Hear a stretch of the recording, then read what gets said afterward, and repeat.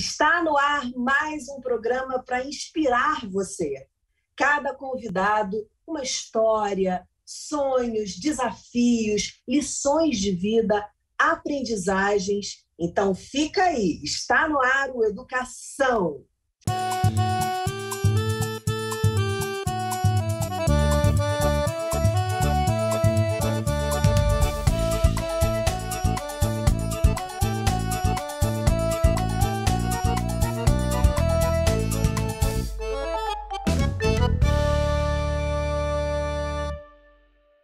Meu convidado é o historiador, escritor, professor titular da UERJ em Literatura Comparada, integrante da Academia Carioca de Letras, João César Castro. Muito bem-vindo, João, ao programa.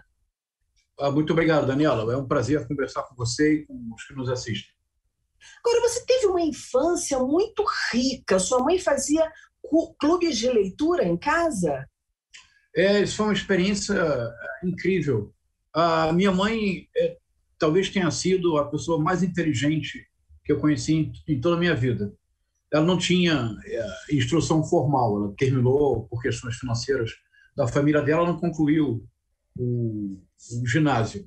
Mas era uma pessoa inteligentíssima.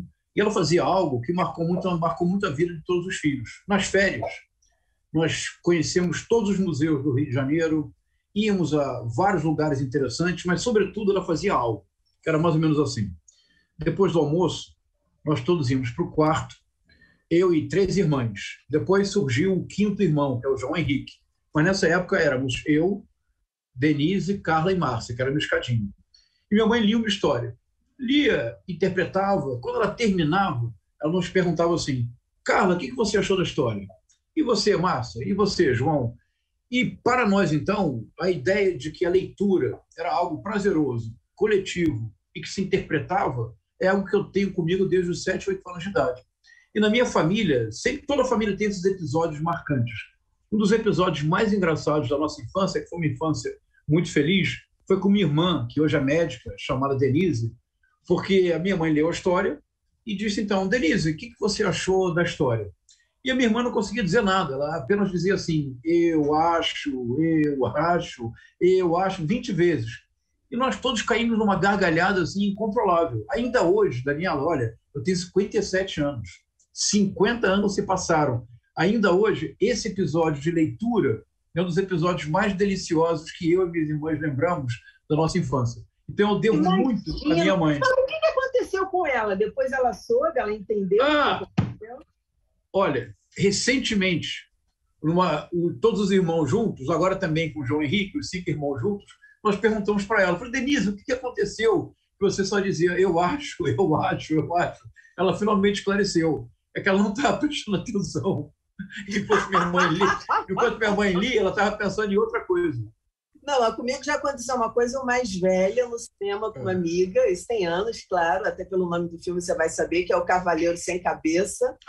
Eu tinha lido a respeito da história e a gente sentou para assistir o filme e ela falou assim, mas como é que é a história? Aí eu falei, eu não lembrava do que eu tinha lido, eu fui puxar e não lembrava. Eu falei assim, a história de um cara aí que perde a cabeça. Ela, claro, né, Daniela? A história do Cavaleiro Sem Cabeça. Mas são umas histórias assim que a gente pega e ficam com a gente o resto da vida. E como foi importante para você? Eu acho que toda essa preparação que você teve, essa busca da sua mãe, acabaram influenciando muito na escolha da sua profissão.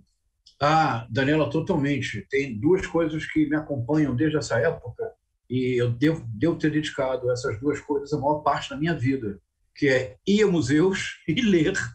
E essas 2 atividades, ir a museu e ler, para mim tem um sinônimo, que é amor, que é minha mãe. Então são atividades que para mim é como o ar que eu respiro. Qualquer lugar que eu vou, eu pergunto, qual é o museu que tem na cidade? Eu vou lá visitar o museu. Delícia, também sou assim. Isso estimulou uma coisa muito bacana, que também é uma experiência que eu demorei a entender, que foi absolutamente decisiva para tudo que eu faço. Então, 7, 8 anos, isso aconteceu. Aos 8 anos de idade, eu decidi comprar meu primeiro livro. Ou seja, não um livro que a minha mãe escolhia para ler, mas eu decidi comprar. E perto da nossa casa, imagina, eu tenho 57 anos, isso aos 8 anos, tem 49 anos. O Rio de Janeiro era outra cidade. Havia perto de onde nós morávamos um armazém de secos e molhados, do seu Manuel. E havia uma gôndola com livros, que eram livros da Edições de Ouro. Os jovens hoje não saberão, mas no passado as Edições de Ouro tinham preços fixos. E o preço era um animal que estava na lombada. Então, o mais barato era o macaco, o mais caro era o leão, e havia uma série de animais intermediários. Eu levei minhas economias, minhas moedinhas, e eu só podia comprar o livro mais barato, que era o macaco. O leão, para mim, era impossível. Então, eu escolhi um livro. Comecei a ver na gôndola. Esse negócio de macaco e leão? É assim, é que a Edições de Ouro, na minha época de jovem, ou seja, Daniela, há 50 anos atrás, as Edições de Ouro tinham um preço fixo. E o preço, o código do preço era a imagem de um animal na lombada do livro. Ah, o código! Tá. Então, o macaco correspondia, se fosse hoje, sei lá, R$8, o leão seria 20, alguma coisa assim. Eu só podia comprar o macaco. Tirei as moedas, contei, escolhi um livro na gôndola e levei para o balcão. Aí o seu Manuel olhou o livro e falou assim para mim: nossa, esse livro você não pode levar. E por que, seu Manuel? O dinheiro está aqui, você não vai entender nada. Eu já era tinhoso, mesmo com 8 anos, decidi levar o livro para casa. Levei, Daniela. Que livro era esse, gente? Vou dizer daqui a pouquinho. Levei o livro para casa. O suspense, adoro. Um ótimo contador levei o livro para casa. E me aconteceu uma experiência que ainda hoje é o que, de fato, realmente me interessa na vida. Porque eu abri o livro, não havia nenhuma dificuldade. Era um português moderno. As palavras eu conhecia. A estrutura verbal, embora com 8 anos de idade eu não pudesse formular dessa forma, mas a estrutura verbal era sujeito, verbo e predicado. Nós estamos aqui agora conversando. Não havia dificuldade. Não parecia um romance do século passado. Poderia ter sido escrito ontem, poderia ter sido escrito amanhã. Me aconteceu uma experiência incrível. Eu entendia tudo que eu lia, mas eu não compreendia nada do romance. Eu cheguei ao final do romance absolutamente perplexo, porque não havia frase que eu não houvesse entendido, não havia palavras muito difíceis. Ao mesmo tempo, quando eu terminei o romance, eu olhei para aquilo e disse: mas eu não sei exatamente o que eu li. Você não vai acreditar, Daniela, mas acredite, o romance que eu escolhi, sem saber o que era o romance ou quem era o autor, foi Dom Casmurro de Machado de Assis. Você sabe que, olha, eu estou toda arrepiada. Eu estava pensando nisso. Eu falei assim, gente, mas não era tão... Mas é realmente uma criança de 8 anos... entender aquela trama. Eu entendia tudo que eu estava lendo. Eu não precisava parar a leitura porque a palavra era desconhecida, porque a estrutura sintática era muito complexa. Ao mesmo tempo, tudo me escapava. Daniela, eu confesso para você, ainda hoje, no trabalho que eu faço, nos livros que eu escrevo, nas peças que eu assisto, nas novelas, porque sem preconceito, nas séries de televisão, nos filmes, nas óperas, nos quadros, nos romances, na poesia que eu leio, o que realmente me interessa é o momento em que eu recupero essa sensação do menino de 8 anos, em que eu entendo tudo, mas eu não compreendo nada. Quando alguma coisa me escapa... O Dom Casmurro, quer dizer, você sabe, óbvio, ele já foi teses, né? Várias teses, sabe que a Capitu traiu ou não o Bentinho. Essa é uma história, imagina para um menino de 8 anos, se a gente lê e não sabe, muitos pesquisadores leem e ficam... Tem várias teses a respeito de Capitu. Isso. E você sabe, Daniela, que o mais genial é que, no fundo, em Memórias Póstumas de Brás Cubas, o narrador cita um verso de um poeta chamado Wordsworth. E o verso diz assim, que a criança é pai do homem. The child is father of the man. Isso para o Machado é fundamental. Na minha experiência de vida, era totalmente machadiana. Porque o leitor que eu sou hoje é o filho do pai que foi aquele menino. Em última instância, o bonito mesmo de Dom Casmurro é o seguinte: o gênio do Machado, quando escreveu Dom Casmurro, é que o Machado inventou uma forma literária que transfere para o leitor o sentimento do homem ou da mulher ciumentos. Porque veja, Daniela, você concorda comigo que o ciumento é aquele que não sabe? Que não sabe? Que não sabe.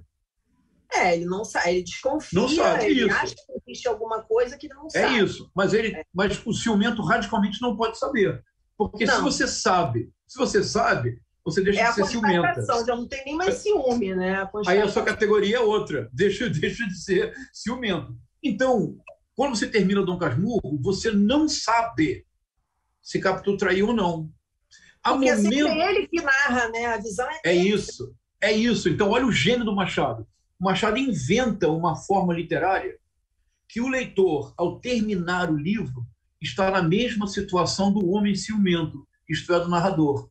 Assim como Bento Santiago não sabe, e por isso não pode senão fabular fantasias de adultério, o leitor também não sabe se Capitu traiu ou não, por isso não pode senão fabular hipóteses. É genial, não é? É genial, é genial. Agora eu queria te fazer uma pergunta. Você teve essa experiência toda enriquecedora. A gente já falou aqui na educação várias vezes da importância de ter livros bem acessíveis, né, em casa, para a criança tocar, manusear, essa experiência toda que a sua mãe se preocupou em te dar. Mas muita gente não teve essa experiência. As pessoas, às vezes, até por uma forma de clichê, falar, não sei o que, isso parece um museu, parece coisa de museu, num lado meio pejorativo.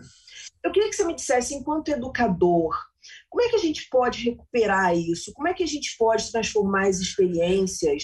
Eu já ouvi algumas ideias, eu quero ouvir as suas. Como é que a gente pode transformar essas experiências para quem não teve esse hábito, né? essa riqueza na infância e gostaria de ter, mas fala assim, eu chego lá, não entendo nada, eu não gosto, é chato, ler um livro é chato.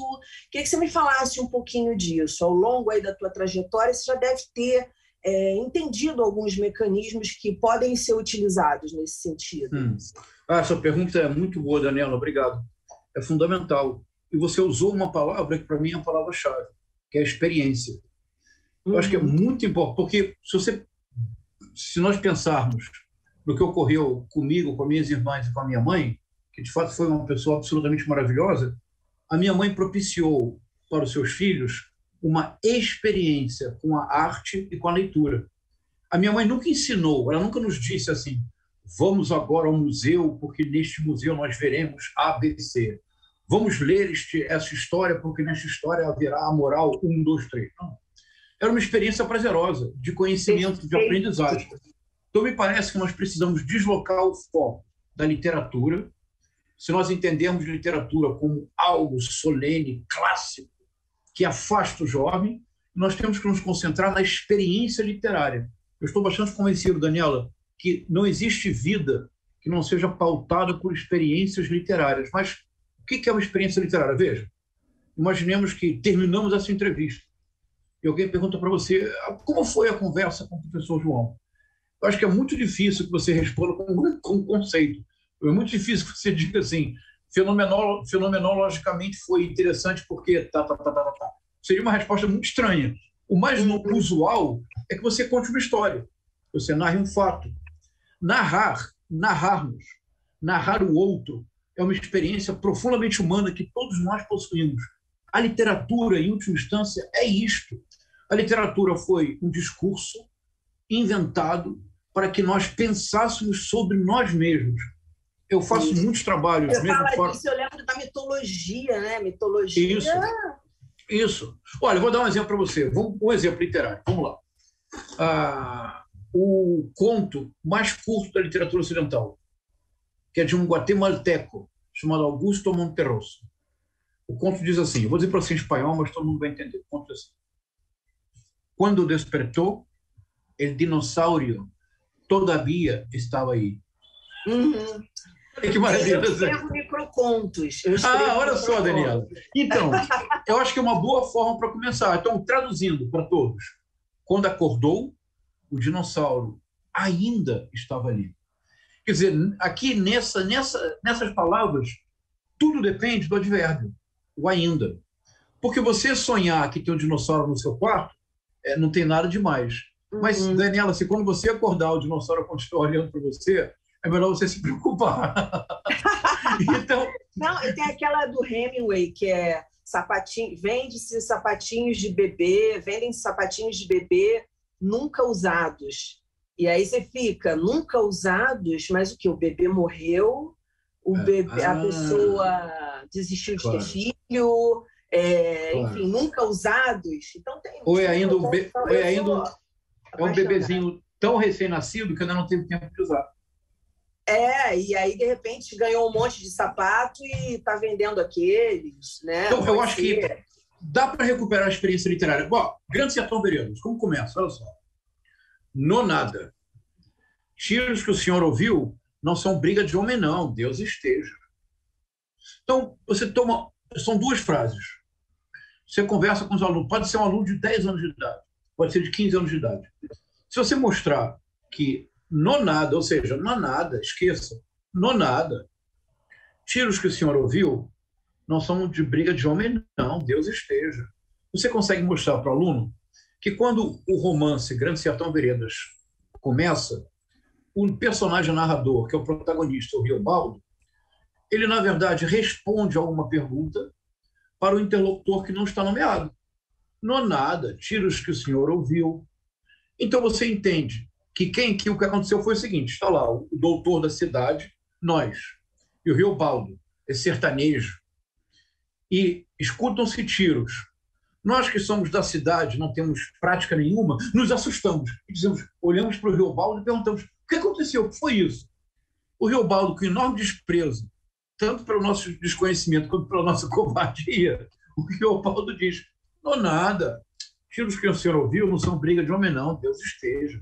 Então, percebe, Daniela? Você começa a mostrar para as pessoas que o que nós chamamos de experiência literária é um olhar atento à palavra. Mas esse olhar atento à palavra, de formas diversas, ele nos constitui. Então, a experiência literária, ela pode ser, eu creio que ela pode ser simplesmente reacendida. Nenhum de nós vive sem experiência literária. Nós podemos não ter consciência, mas nenhum de nós, de verdade, passa 24 horas do dia sem ter uma experiência literária sequer. Agora, você estava falando do começo, né, do primeiro livro, Dom Casmurro. Você me lembrou muito uma entrevista que eu fiz com o Ziraldo, e ele me falou, Daniela, livro não tem faixa etária, livro não tem idade. Você pode pegar, sei lá, ele deu um exemplo, vou dar aqui, Os Miseráveis, e ler para uma criança. O que você acha disso, baseado nessa experiência que você teve, na tua experiência de professor? Eu só pude ter essa experiência prazerosa, mas incerta, com Dom Casmurro, porque antes, sem que minha mãe fizesse isso de forma deliberada, eu tive um autêntico curso de experiência literária com minha mãe. Então isso foi muito importante. Caso contrário, a experiência poderia ter tido outro caráter, eu poderia não ter retornado, não ter me interessado por literatura. A minha impressão, é só intuição, Daniela, é que nós precisaríamos, nas séries iniciais, estimular a experiência literária, mais do que ensinar literatura. Mais do que ensinar conceitos. Demais, porque você começa gostando do negócio e depois você fala assim, tá, agora que eu gosto, deixa eu estudar, me aprofundar nisso que eu gosto. É isso. E tem um ponto muito importante, Daniela, que me preocupa bastante, sobre o qual eu já escrevi, é que a escola precisa modernizar-se e mudar de maneira profunda.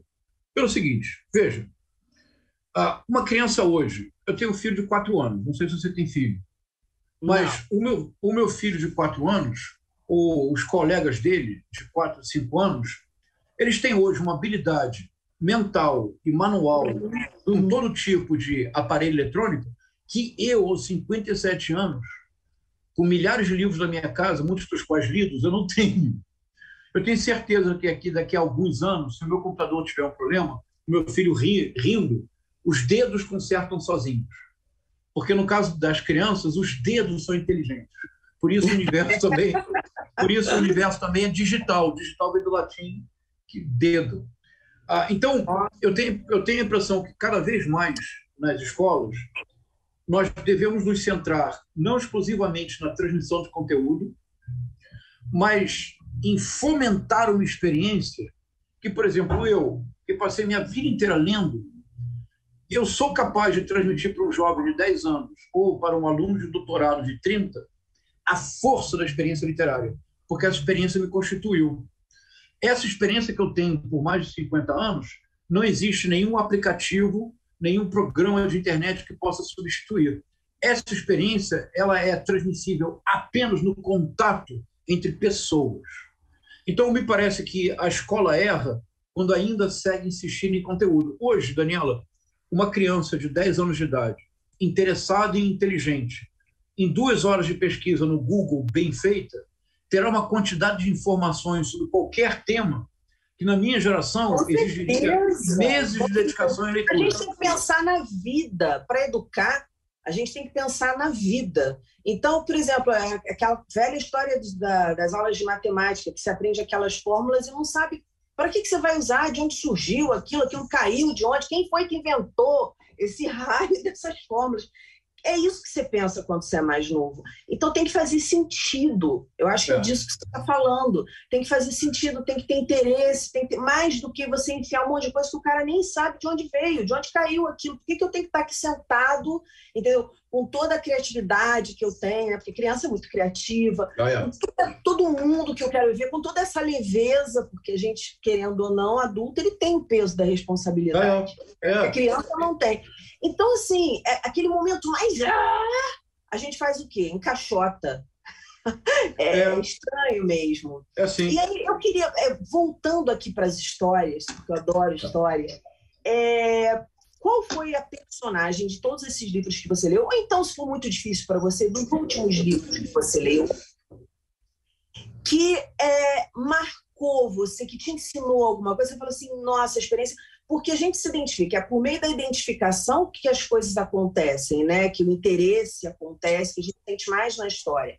Então, assim, uma personagem que você tenha se identificado muito, que tenha te passado uma lição, assim, que você falou, caramba, porque às vezes a gente acha que só aprende na vida real, mas a gente aprende muito também, lendo ficção, enfim, assistindo a um filme. A gente chora por dores que a gente não sabe que estavam dentro da gente, a gente chora achando que está chorando pela personagem e está chorando por coisas nossas. Enfim, conta para mim, qual a personagem que te marcou aí nos últimos tempos? Olha que interessante, Daniela. Quando eu tinha por volta de 15, 16 anos, eu tive que tomar uma decisão muito difícil. Eu sempre gostei muito de estudar. E sempre fui assim o melhor aluno, não da sala, do colégio. Então minha família tinha grande esperança. Eles me viam como um futuro juiz, alguma coisa assim. Mas muito jovem, eu aos 7, 8 anos aprendi a jogar xadrez. E abandonei o jogo e voltei a jogar aos 12, 13 anos, porque veja, assistindo a uma série de televisão, Perdidos no Espaço, havia, Terra de Gigantes, que os jovens não saberão, mas era uma série em que humanos iam para uma terra de gigantes. Estavam sempre em desvantagem. E todos os programas eram como eles faziam para sobreviver. Houve um programa especial em que a família inteira se salvou porque o menino desafiou um gigante para jogar xadrez e venceu. Eu fiquei impressionadíssimo com aquilo, recuperei o tabuleiro, as peças e voltei a jogar. E aos 12, 13 anos, comecei então a me interessar realmente pelo jogo. E comecei a participar de campeonato, ganhei alguns campeonatos, fiquei muito entusiasmado. Aos 15, 16 anos, eu tinha tomado uma decisão. Eu já ia entrar jovem na universidade, mas eu não queria realmente estudar na universidade. Eu queria jogar xadrez, eu queria tentar ser jogador de xadrez. Tanto que eu não sou enxadrista, não é muito correto. É que colocaram lá no Wikipedia, está tudo bem. Então, aos 15, 16 anos, eu tinha essa decisão dificilíssima para tomar. A decisão só se tornou possível depois de muita angústia, depois de uma leitura muito apaixonada de Madame Bovary, do Flaubert. Maravilhoso! Porque na minha leitura de um menino de 15, 16 anos, muito angustiado... Nossa, você leu Madame Bovary com 15 anos? Isso, nessa época. Então, muito angustiado, porque tinha que tomar essa decisão. E era uma decisão que contrariava a família inteira.